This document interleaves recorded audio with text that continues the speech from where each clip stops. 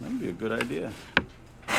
So we want to know if each set is closed under the operation of addition. And we learned about, or we talked about this yesterday. If the answer is no, that's when we have to do the work. Yes is just a simple yes.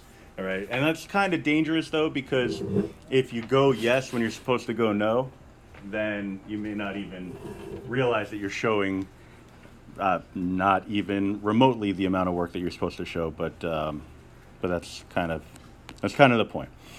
All right, so the set of odd integers, would that be open? Well, open, closed or not closed under addition? What do we say there? Not closed. All right, so if I add any two odd numbers, it's possible that I get something other than an odd number. All right, so give me the counter example. The classic.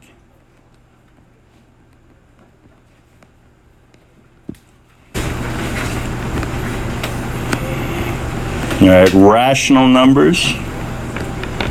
If I add any two rational numbers, will I get a rational number? Yeah. Yeah.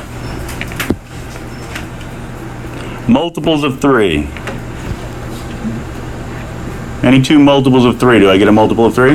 Yes. Yeah. So here comes the prime numbers. First, we'll start off with, what is a prime number? A number that can only be divided by 1 in itself. A number that can only be divided by 1 in itself. All right, so I'll make a note of that so we have it. I'll say only divisible by 1 or itself.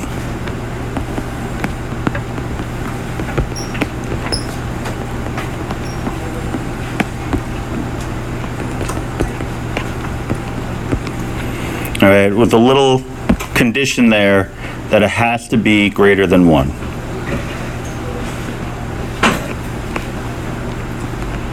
All right, because a common misconception is that 1 is a prime number, and that's not true. All right, so 1 is not a prime number. You might say, well, 1 is only divisible by 1 in itself, but this is a working definition of the term prime number, only divisible by 1 in itself. It's one that people, they use because it kind of tells you how to find a prime number.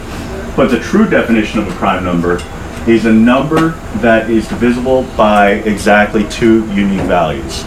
All right, so it has to be divisible by exactly 2 unique values. All right, in that case, it would be 1 and itself. All right, if you're looking at the number 1, it's not divisible by 2 unique values. It's divisible by 1 value itself. All right, unless you start incorporating negatives and fractions and things like that, which is out of bounds when we talk about prime numbers. All right, so if I add 2 prime numbers, well, we'll take a couple of simple prime numbers like 2. I'm going to go blue for those keeping score at home. And what's the next prime number up? 5. Well, 3, but really any pair is going to be fine.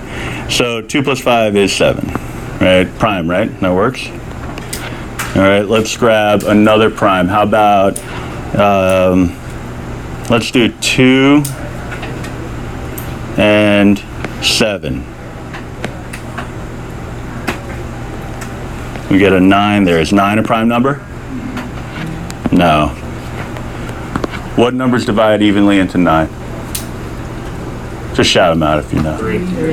Yeah, among other things, but 3 is the one that screws everything up. So we're saying no, and because of that.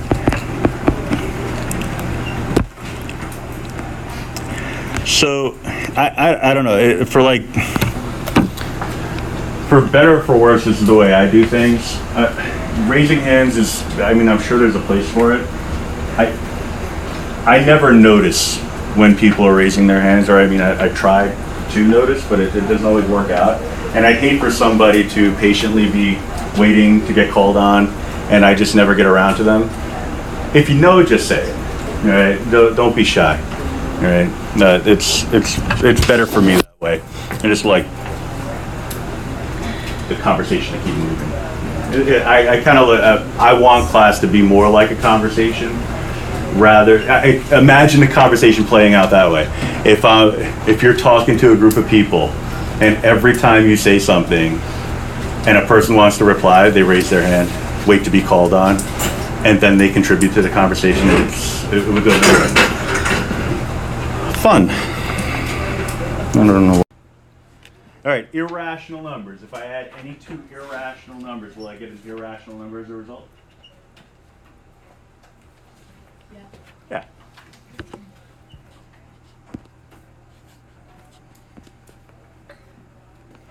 All right, that's something like pi plus 1. You know, pi is irrational. Add a 1 to it. You put it in your calculator, you're going to get a nasty decimal that doesn't repeat, never ends.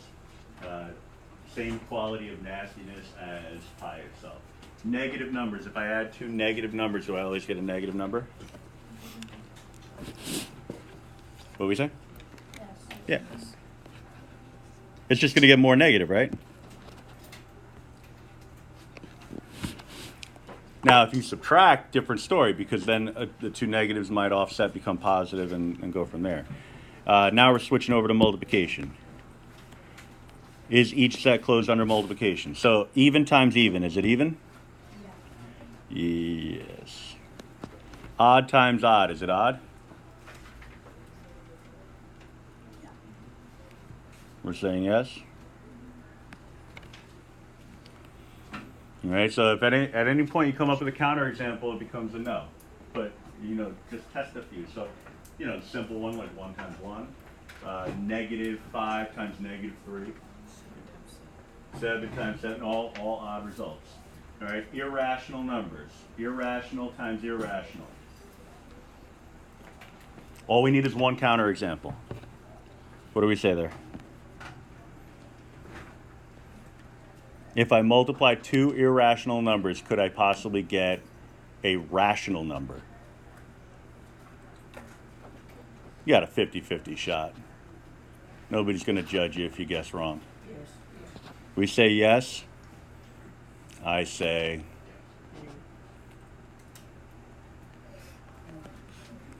And I totally just judged you. Yeah, you totally got it wrong, and it was so humiliating. No, nobody cares.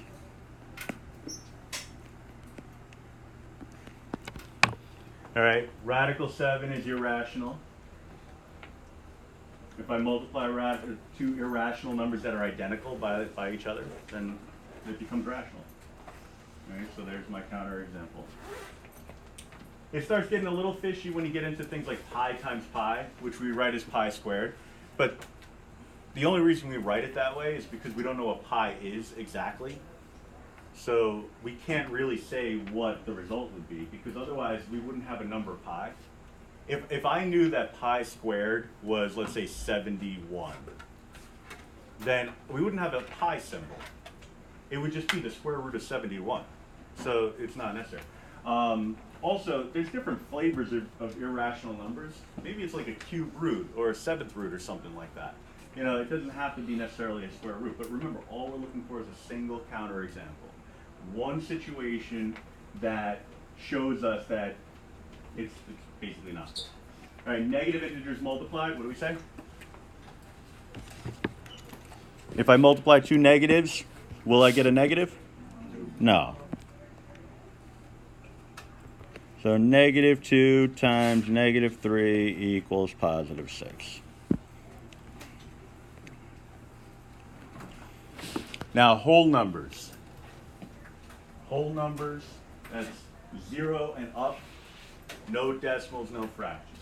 All right, no negatives. All right, so we want to know, is it closed under multiplication? If I multiply two whole numbers, will I get a whole number? Yeah.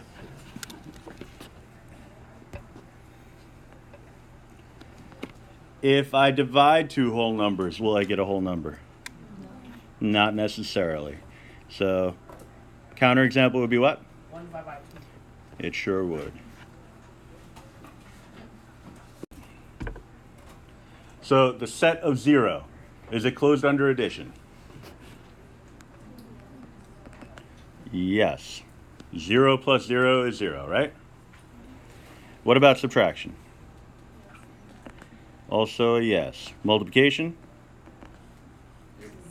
Yep or do. And division? No. And that's because 0 over 0 is what we call indeterminate.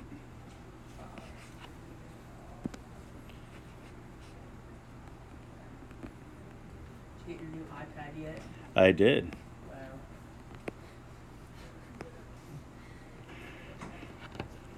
You really sold that. It was great. Such a powerful moment. Sorry, I'm gonna stream close up. Whoa.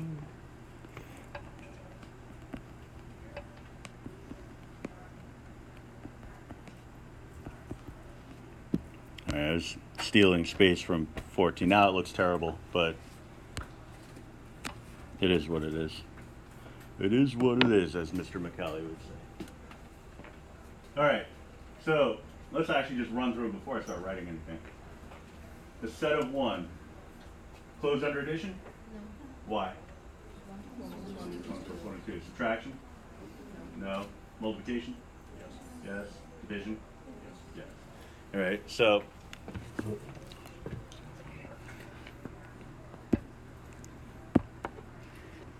addition, subtraction is no. Multiplication, division is yes. All right, and they weren't asking for counter examples. I just wanted to touch on the 0 over 0 because it's technically considered to be indeterminate, but people tend to want to write undefined, even though that's not technically correct. All right, the number 10, closed under addition? No. Subtraction? No. Multiplication? No. Division? No. So I'm not going to itemize, I'm just going to say no. 0 and 1, addition? Subtraction? Multiplication? Yes. Division? No. So multiplication, yes. Addition, subtraction, division, no. All right. So again, remember, you can repeat values. So the 1 plus 1 would give you 2.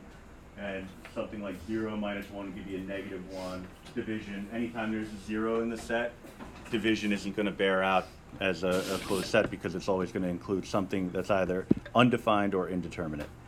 All right. 1, 3, and 5. Addition?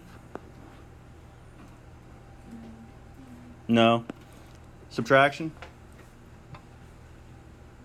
No. Multiplication? No. Division? No. So no. Irrational numbers. Well, we've already addressed multiplication, right? So we know that that's going to be a no. I think we also addressed addition. We got yes for addition. So subtraction would kind of go hand in hand with that. If I subtract 2 irrational numbers, in theory I would get irrational, but there is the one counterexample, so we'll address that in a second. Let me just zoom in here. So addition, I'm going to itemize this one, subtraction, multiplication, division. So I know if I add 2 irrational numbers, or an irrational number with anything else, it's going to be irrational, so that's a yes. Subtraction, we can say no. What would my counterexample be? 1 of the irrational numbers minus the same one. Exactly. One of the irrational numbers minus the same one. So anything you want. I used radical 7 before, so I'll do that again. Radical 7 minus radical 7 equals 0. 0 is a rational number. All right. Multiplication, we said yes, because if you do the product of 2 identical irrational numbers, it becomes rational. Division. Oh, wait. So I don't know why I wrote yes. That was weird. I'll write the counterexample. Division is also no. Why do we say no for division?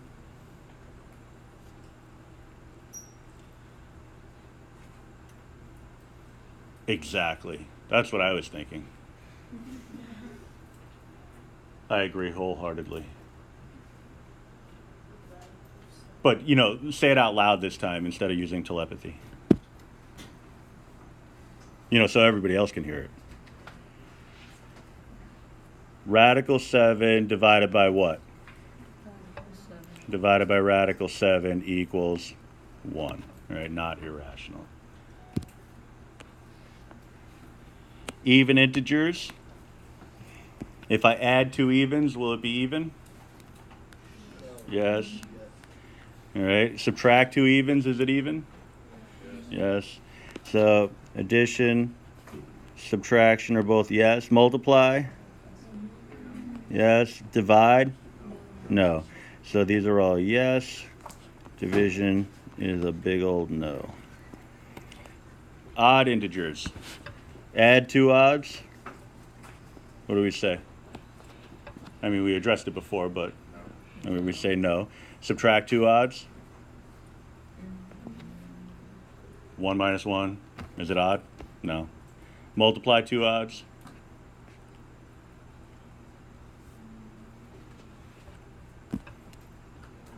Well, I mean, it's all addressed on the previous page, right? Yes. Yeah, that's a yes. And dividing two odds. If I divide two odds, will it be odd? No.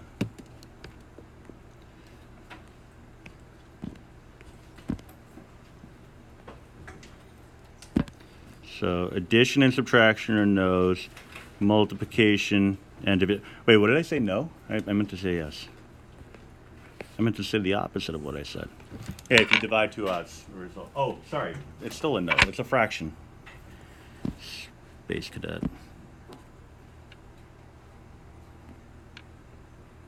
Trying to walk and chew gum at the same time here. Division. These are all no's. The multiplication was the only yes, right? All right.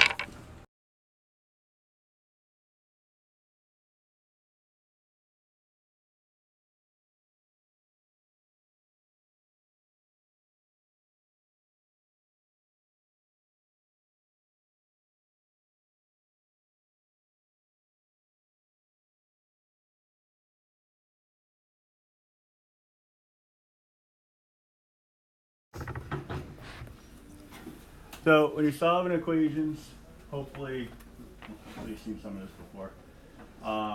The idea is to isolate the variable, whatever the variable is. Sometimes the variable is represented more than once within an equation, and you might have to combine terms. But for these problems, we start off slowly and see where things go.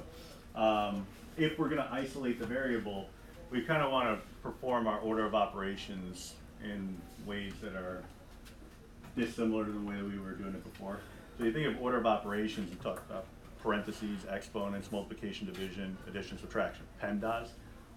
When you're solving an equation, you're basically following PEMDAS backwards, right? So the idea being that you'd handle any addition, subtraction first, then multiplication, division, then any exponents and parentheses, right? So my first move here would be to try to get rid of that 2, right?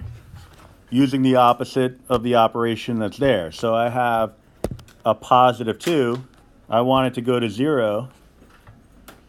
So I would subtract a 2. All right, that's going to zero it out. That's also using, I guess, one of the properties that we've been talking about. This is going to give me a result of 0. When I take two numbers that are opposites and add them together and get a result of 0, what property am I working with here? Additive inverse, yeah. Okay, so now that's an illegal move, what I just did, without keeping my equation balanced. So whatever the operation is that I do on one side, I have to do it on the other side, right? So most people just, once you get the hang of this, we'll just do a cross out of the two opposites and not write the +0 or the 0 itself. But for at least the first problem, I figure, let's do it the old school math teacher sort of way. All right, so that's what the next line would look like. All right, we performed our operation, the 4n just comes down, all right, because we didn't do anything with that. So now I'm looking at 4 equals 4n. All right, that's my next line of work. So 4 and n are connected through multiplication. What operation undoes multiplication? Division. All right, so I'm taking the 4, dividing it by a 4, and that's going to give me a result of 1. We still have the n. We didn't do anything with the n, so that's coming along for the ride. Dividing 4 by 4 to give a result of 1, that's an example of what property? Here it was the additive inverse property. Here it's the multiplicative inverse. Right? It's kind of weird. And this is a way of thinking that I'm going to want you before too long to sort of kind of make your own. And that is when you do something like 4 divided by 4, that's the same as 4 times 1/4. Here I think it's obvious that what you're looking at is the multiplicative inverse.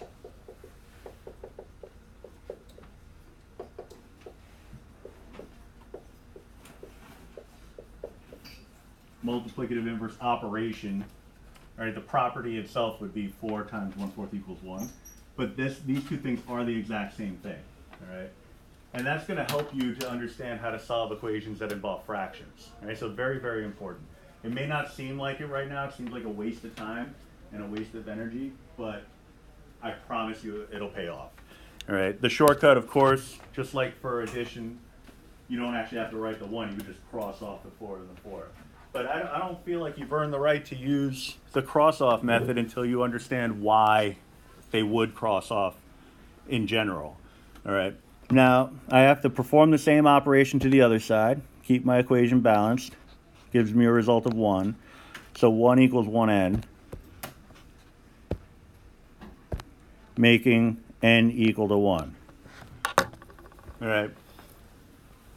The sides of an equation are interchangeable, so I can take whatever is on one side and move it to the other side. So that was my license to switch things around. The other thing is I made the 1n into a 1. What property is evidenced here? 1n becoming a 1. So it's multiplication, so I'll give you the multiplicative part of it. Multiplicative, you're multiplying by a 1. Not inverse. Identity, yeah. Anytime that through whatever operation you're dealing with, anytime the number does not change through that operation, it's an identity. If it's additive identity, it's because you're adding 0. If it's multiplicative identity, it's because you're multiplying by 1. All right. It seems like a waste of time to really talk about these properties until you get to a Regents question in the free response area, part 2, 3, or 4. That says something like, solve the equation by justifying each step using an appropriate property. So we'll talk about that in a minute, but all that stuff that I just kind of hand-waved over, you're going to have to state that explicitly, which means when I do this, I should, if it were that kind of question, I should write additive inverse property next to it. I do this one, multiplicative inverse property. This one we can kind of take for granted, but you never know how picky they're going to be in any given year. So to be safe, I would say 1n becomes 1 through the multiplicative identity property. Right? This is not a me rule. So don't hate me for it. Maybe you don't even hate anyone right now because it hasn't come to a point where you've had to pay the price for it. But to prep for the exam, I'll have to put questions like that on a test. And you'll, in some cases, lose some credit. And that's when you're going to get upset. All right, so just kind of buy in early, and I think you'll be fine. All right, but for now, we'll just go through the equation process without writing the operations. So what's my first move for number 2? -6 to both sides. All right, so we could do the cross-off business here because you know it's going to 0. We're looking at y over 3 equals, what's my right-hand side going to be? negative 51. All right. We have a division operation here. What's question? Oh, no, I was gonna. Oh, next step? Yeah. My man. All right, next step would be to do what? Multiply by 3 on both sides. Multiply by 3 on both sides. All right, we had a division operation, so we're going to undo that through multiplication. Again, cancel. You know, you could just do your strike through here and leave yourself with the y, because that was the whole point. You multiplied by 3 to get rid of the 3 on the bottom, so you know everything on that side is going to have to go away. And so what's negative 51 times 3? Negative 150. 3. Why did my calculator come down? Freaky Friday. Calculator's just messing with you. It's always a good thing, you know, to have something to blame. Now it says It's still the calculator's fault. That's what we're going with.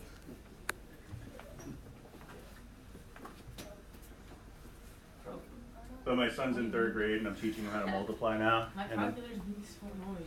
is it still doing it? It's saying like answer and then. Oh, there we go. Finally. Gotcha. It's like telling me different things. Like, chill.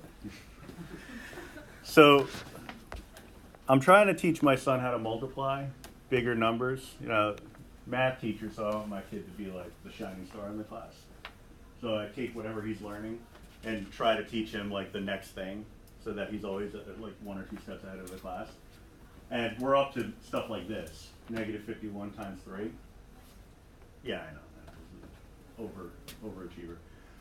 So the negative parts he understands, which is shocking because he's in 3rd grade. But he gets it because I explained it as opposites. I think I learned multiplication in 3rd grade. Multiplication is 3rd grade, but not negatives, generally. So when you're multiplying 51 times 3 in your head, you're really looking at the 2 different parts, and this is what Common Core is trying to do, or what they were trying to do with those number bonds and things like that. They're trying to get you to a point where you can multiply in your head. I just don't think they did a good job with it. Did you do number bonds when you were in school? You did Common Core, but you didn't do number bonds?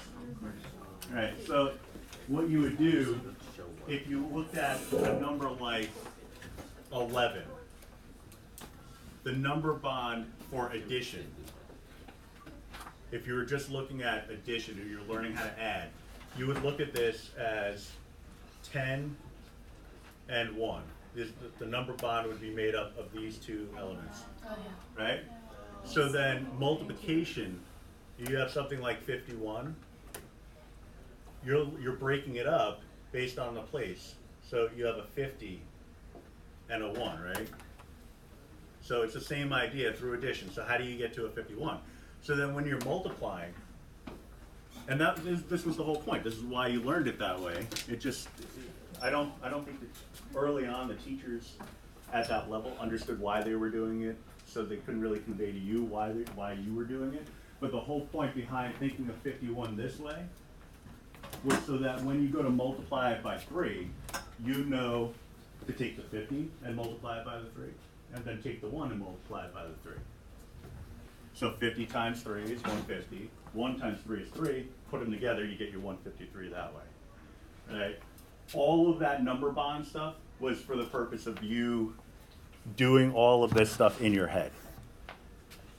So once you mastered that, they handed you a calculator and said, forget everything that you learned previously, because now you have a calculator. So you don't need to know it.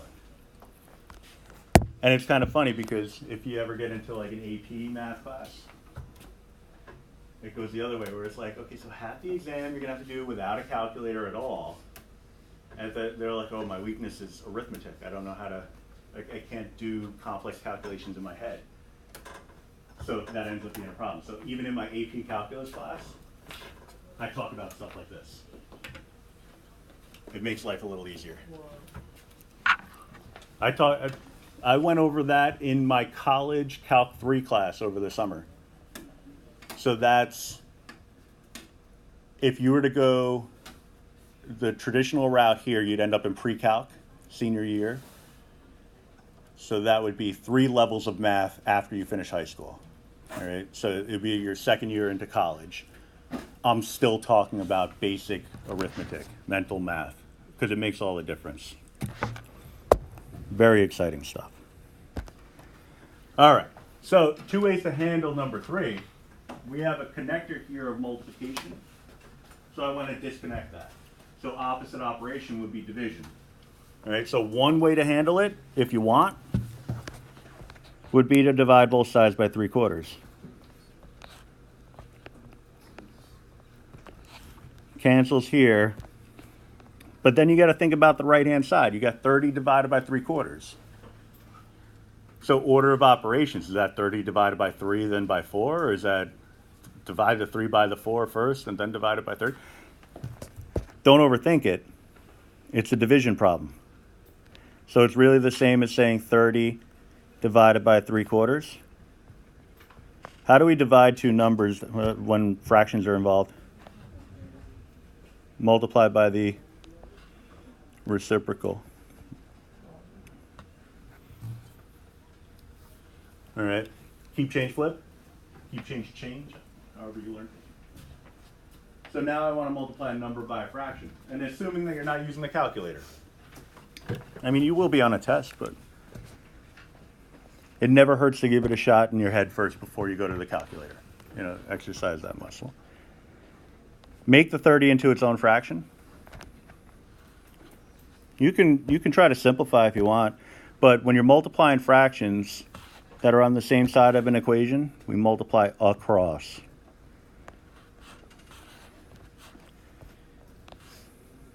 So we'd be looking at 120 over 3, which divides to equal 40.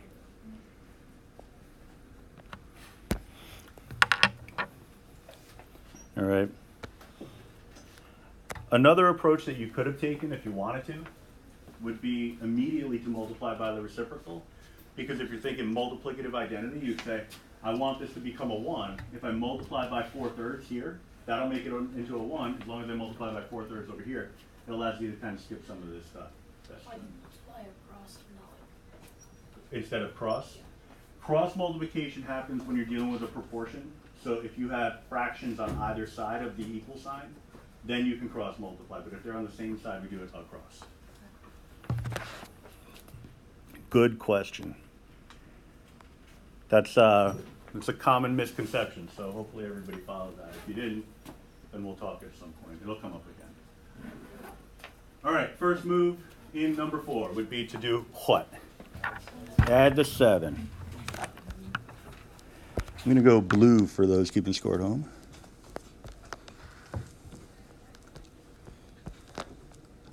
Got a little cancellation there. What is negative 13 plus 7?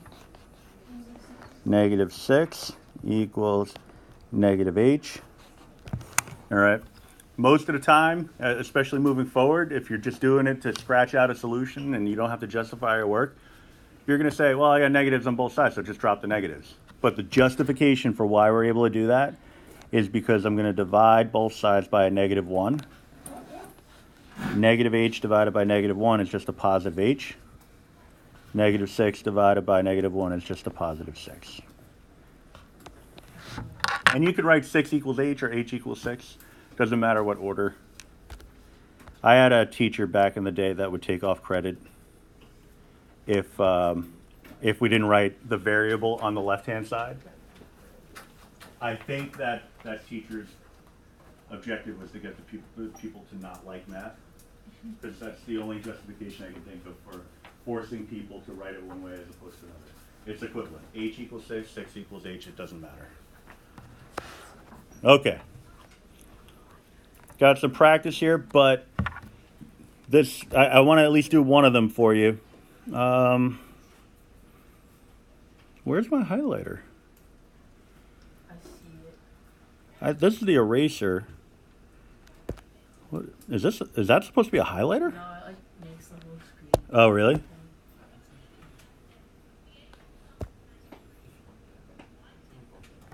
There used to be a highlighter and a pointer. Well, here's the pointer.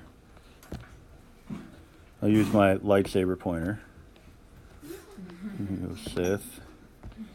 You can go Wise Jedi. Or you can go Jedi Knight. Yeah, but it's the fighting Jedi. Blue is for good swordsman. The green is for Force users. And it's kind of nice. You know, you watch the original trilogy, you can see the transition from Luke using a blue lightsaber to a green lightsaber, and you can see how his attitude changed concurrently with that. All right, so we're going to solve this equation, but be able, I guess be sure, to justify each step without with a property of equality. All right, so all those properties that we had, they have their own variations in equality, and so we just have to make a statement justifying why we're doing the things that we're doing. Okay, so what would be my first move in number 5?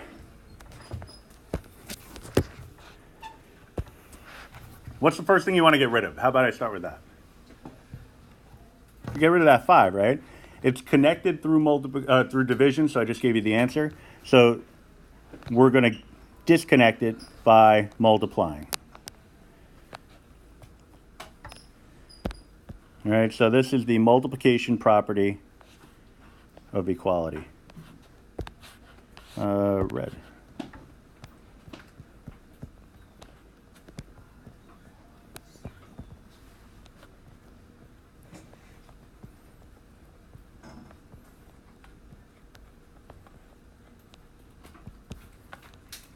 Multiplication property of equality.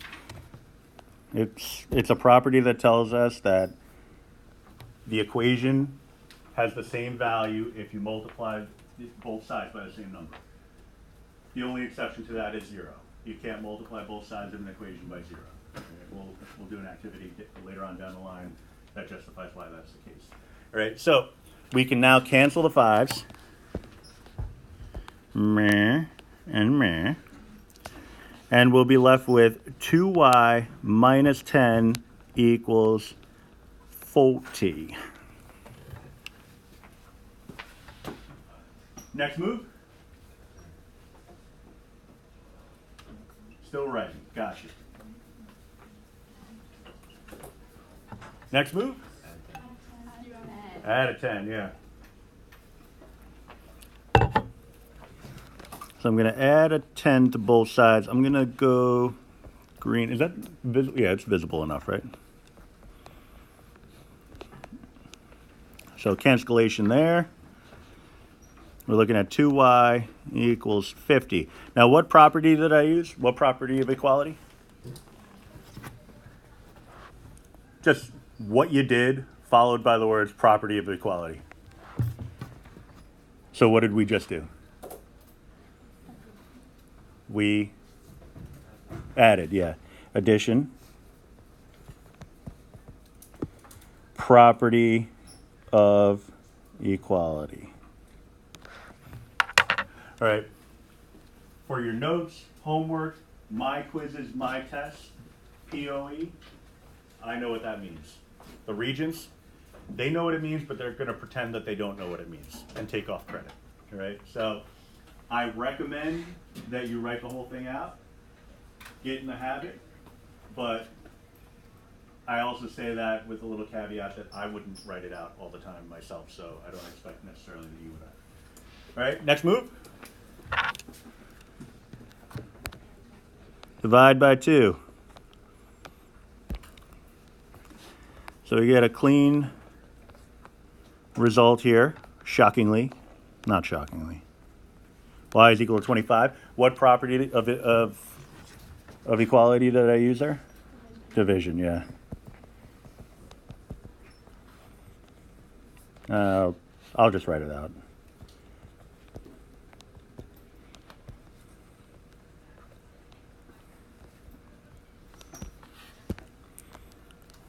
This is the foundation of something that's called a rigorous proof. It's not something that every student enjoys, but the people who enjoy it really enjoy it. They think it's the coolest thing ever. But the people who hate it, like they despise it with every fiber of their being. It's basically, it transcends all branches of math, where not only do you do the thing that you're doing, but you justify it using appropriate properties. In geometry, you'll spend entire units of study on that, where you're proving different relationships exist, like two different triangles are congruent to one another, two different lines have equal length, things like that.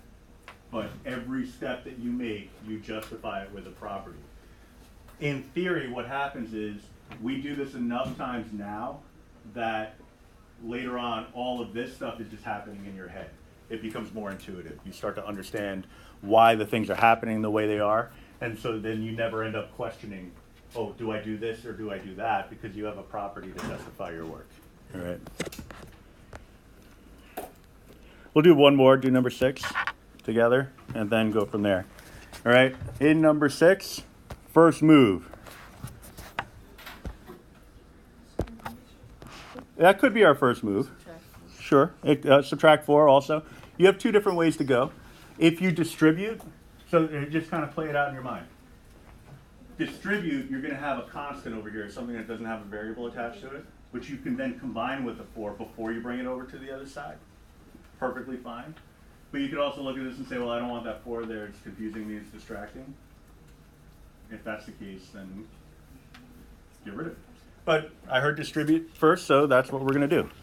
And it was a great suggestion, so is the other one.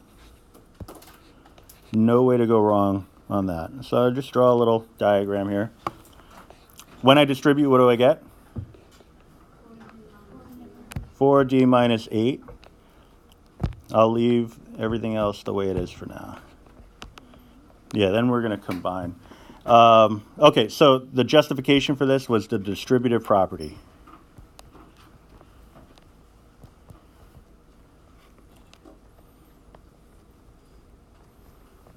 Oh, I almost said properties. Actually, that's not true. I almost spelled property wrong, and I made up an excuse on the fly that I was going to spell something else. Not look foolish. So anyway, distributive property. If you write distributive property of equality, that's fine. But we didn't utilize equality here. We only worked with the expression, so it really is just the distributive property. But if you wrote of equality, nobody's taking off credit. All right. This guy over here can be combined, or these two guys, or gals, I don't know. So my next line would be 8 equals 4d. What's negative 8 plus 4? Negative 4. As far as a justification for that, that's just addition. All right. It's not additive, identity, additive, inverse, nothing like that. We just added the 2. Combined like terms, if you want to say that. All right. Now this is more like one of the do now problems.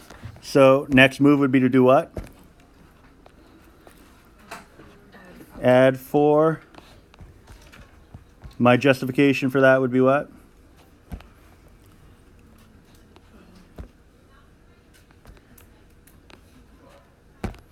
Outstanding. You could say additive inverse, or you could say addition property of equations, of equality. Either way is going to be fine. All right, so we'll say additive inverse though.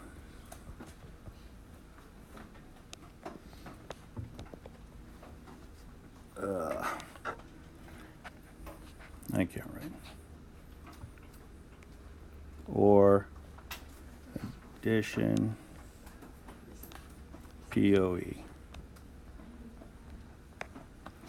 All right, next move. And really the last meaningful move is what? Divide by 4. So we got 3 equals D. Final answer. Wonderful. What property justified that? Division property of equality. Or we could say, what's the other possibility?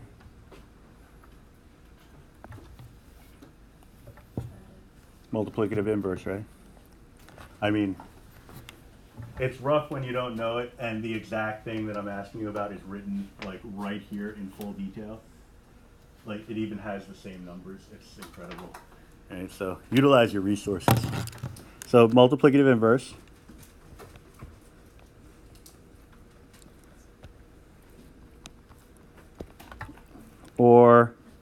division,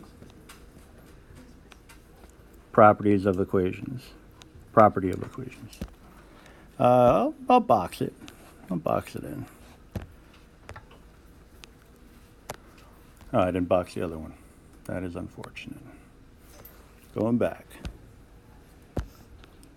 Boom. Consistency. All right.